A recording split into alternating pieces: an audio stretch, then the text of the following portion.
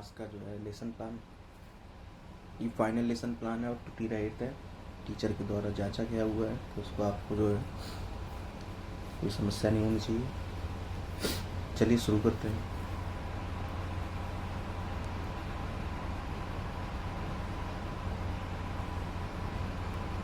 ठीक है,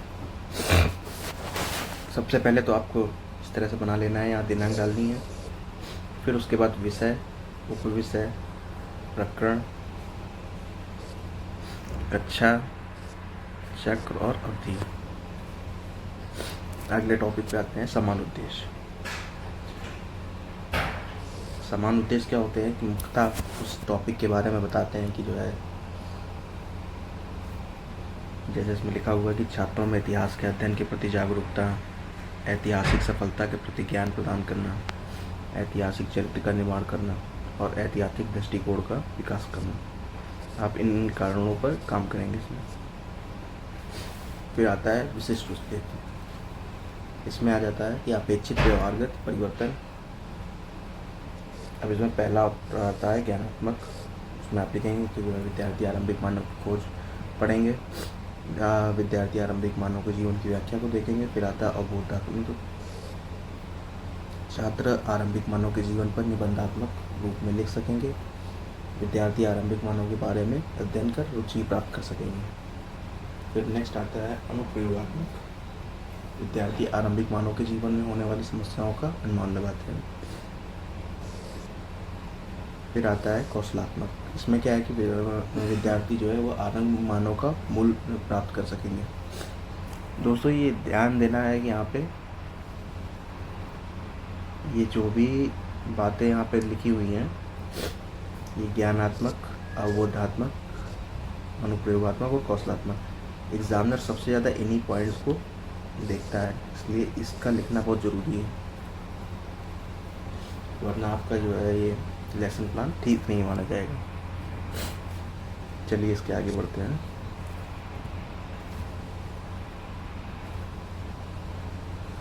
अब इसमें आ जाता है सहायक सामग्री। आप क्या क्या सहायक सामग्री यूज़ करेंगे। इसमें आपको मालूम है कि chalk, duster, pointer, roller, board आदि।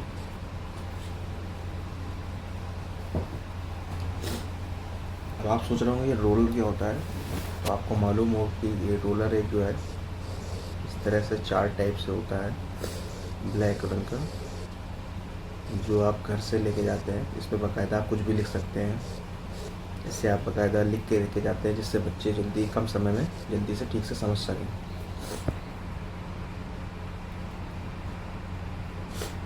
अब आते हैं अगली हेडिंग पे, पूर्व ज्ञान। पूर्व ज्ञान में विद्यार्थी जो है आरंभिक मानव के बारे में सामान्य जानकारी रखते हैं। जो भी उनको जानकारी है वो आप पूछेंगे और उसको बताएंगे। फिर आ जाती है विषय वस्तु। विषय वस्तु में आपको आरंभिक मानव की खोज के बारे में बताना है। अब उद्देश्य देखना है आपको, क्या क्या उद्देश्य आपको प्राप्त कराने बच्चों को। विद्यार्थी पूर्व ज्ञान के आधार पर नवीन ज्ञान प्राप्त करेंगे। और सेकंड नंबर पे है विद्यार्थी पढ़ाए जाने वाले विषय वस्तु का ज्ञान प्राप्त करेंगे। अब छात्र अध्यापक क्या क्रिया कराएंगे, वो बताएंगे कि आरंभ मानव के द्वारा आग की खोज कैसे हुई। ये तो पहला पॉइंट हो गया। दूसरा है कि आरंभिक मानव पत्थरों से कैसे शिकार करते थे। ठीक है, अब उद्देश्य कथन की प्राप्ति कैसे होगी। विद्यार्थी आज आरंभिक मानव के विषय के अध्ययन के बारे में बात करेंगे।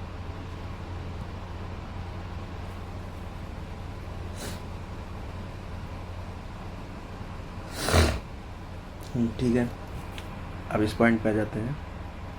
अब इसमें है छात्र अनुक्रिया। अब इसमें शायद आपको ब्लर दिख रहा होगा। पहला पॉइंट में मैं बोले दे रहा हूँ, आरंभिक मानव द्वारा 2 पत्थरों को आपस में रगड़कर आग की खोज की गई। आरंभिक मानव द्वारा 2 पत्थरों को आपस में रगड़कर आग की खोज की गई। ये हो गई इतनी बात। फिर यहाँ शिक्षण विधि में आप लिख देंगे प्रश्नोत्तर विधि, और सहायक सामग्री में मानचित्र लिखेंगे। ठीक है, ये पॉइंट नंबर 2 में आरंभिक मानव पत्थरों को नुकीले करते थे और उनसे जानवरों का शिकार भी करते थे। ठीक है, आरंभिक मानव पत्थरों को नुकीले करते थे और उससे जानवरों का शिकार करते थे। इसमें भी प्रश्नोत्तर विधि है।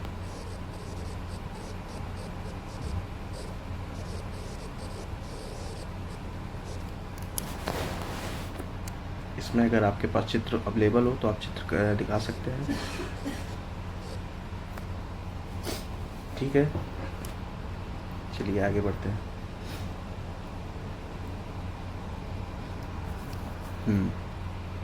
अब यहाँ पे आ जाते हैं। यहाँ लिखा हुआ है कि शिक्षण बिंदु में आरंभिक मानव के बारे में परिचय दिया गया है। फिर आता है इसमें शिक्षण लत, इसमें ज्ञानात्मक प्रश्न। अब इसमें छात्राध्यापक में ये जो ब्लैक बोर्ड है ये आपको इस तरह से कटिंग करके चिपकाना होगा। इसमें पहला क्या है कि आरंभिक मानव की उत्पत्ति कब हुई, आरंभिक मानव क्या खाते थे, आरंभिक मानव रहते कहाँ पे थे। फिर शिक्षण लक्ष्य क्या है, छात्रों के द्वारा दिए गए ज्ञान का। ठीक है, छात्राध्यापक की नाम क्या होगा, आरंभिक मानव की उत्पत्ति पूरा पाषाण काल में हुई। आरंभिक मानव जानवरों का शिकार करते थे और रहते कहाँ पे थे, गुफाओं में रहते थे। ठीक है, चलिए लास्ट में चलते हैं। अब यह आती है छात्र अनुक्रिया। तो छात्र अनुक्रिया में क्या होता है कि देखा जाता है कि बच्चे क्या कर रहे हैं, तो ध्यान से सुन रहे हैं आपकी बात को। दूसरा क्या है, छात्र गृह कर अपने पुस्तिका में लिखेंगे। शिक्षण विधि में व्याख्यान विधि थी और गृहकार को जो है सारण पट पर लिखेंगे। मूल्यांकन करेंगे आप, छात्रों के उत्तर के द्वारा मूल्यांकन होगा।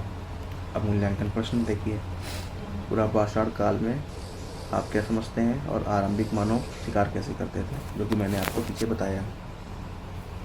पूरा पाषाण काल क्या होता है, पूरा पाषाण काल मतलब होता है वो काल, ऐसा काल, पाषाण का मतलब होता है पत्थर, ऐसा काल जिसमें पत्थर की खोज हुई हो। भाई पत्थर से ही आग की खोज हुई, पत्थर के ही द्वारा वो जानवरों का शिकार करते थे और पत्थरों से ही वो दीवारों पर चित्रकारी करते थे, इसलिए इसे पूरा पाषाण काल कहा गया है। लास्ट में आप गृहकार देंगे। सभी छात्र आरंभिक मानव की खोज के रेगिस्तान एवं अभ्यास प्रश्न याद करके आएंगे। यहाँ से आपका लेसन प्लान पूरा होता है। उम्मीद करता हूँ कि वीडियो आपको अच्छी लगी होगी। इसी तरह के और वीडियोस के लिए मुझे फॉलो करते रहें। Thank you.